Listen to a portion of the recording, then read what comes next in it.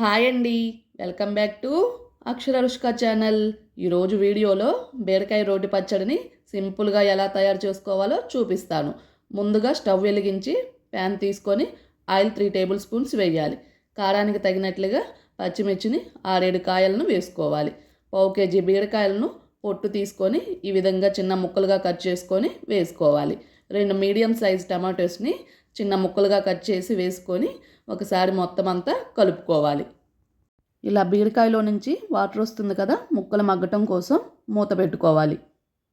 ఇప్పుడు మూత తీసి ముక్కలు ఈ విధంగా మగ్గిన తర్వాత కొంచెం కొత్తిమీర, చిన్న నిమ్మకాయ సైజ్ అంతా చింతపండు, 5-6 గార్లిక్ రెబ్బలు, టీ స్పూను జీలకర్ర వేసుకొని మొత్తం అంతా కలిసేలా కలుపుకోవాలి. ఈ విధంగా ముక్కలు మాడిపోకుండా ముక్కలు మగ్గేంత వరకు కలుపుకోవాలి. ముక్కలు ఈ విధంగా మగ్గిన తర్వాత స్టవ్ ఆపేసి ముక్కలను కంప్లీట్గా చల్లారనివ్వాలి. ఇప్పుడు ఒక బ్లెండర్ తీసుకొని ఇందులోకి ముక్కలను ట్రాన్స్ఫర్ చేయాలి.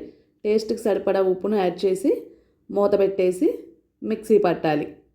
చట్నీని మరీ మెత్తగా కాకుండా ఈ విధంగా కచ్చాపచ్చాగా మిక్సీ పట్టుకోవాలి. ఇప్పుడు పోపు కోసం స్టవ్ వెలిగించి చిన్న ప్యాన్ పెట్టుకొని 2 టేబుల్ స్పూన్స్ ఆయిల్ వేయాలి. ఇందులోకి 1 టేబుల్ స్పూన్ పోపు దినుసులు వేసుకోవాలి. 2 ఎండుమిర్చి, కొంచెం కరివేపాకు, ఇంగువను కూడా కొంచెం వేసుకొని స్టవ్ ఆపేయాలి.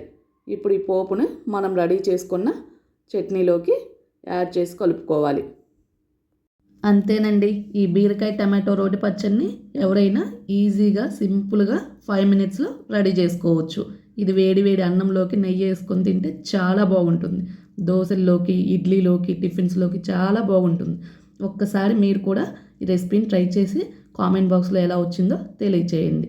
ఈ వీడియో నచ్చితే ప్లీజ్ లైక్ అండ్ సబ్స్క్రైబ్ చేసుకోండి. Thank you for watching this video.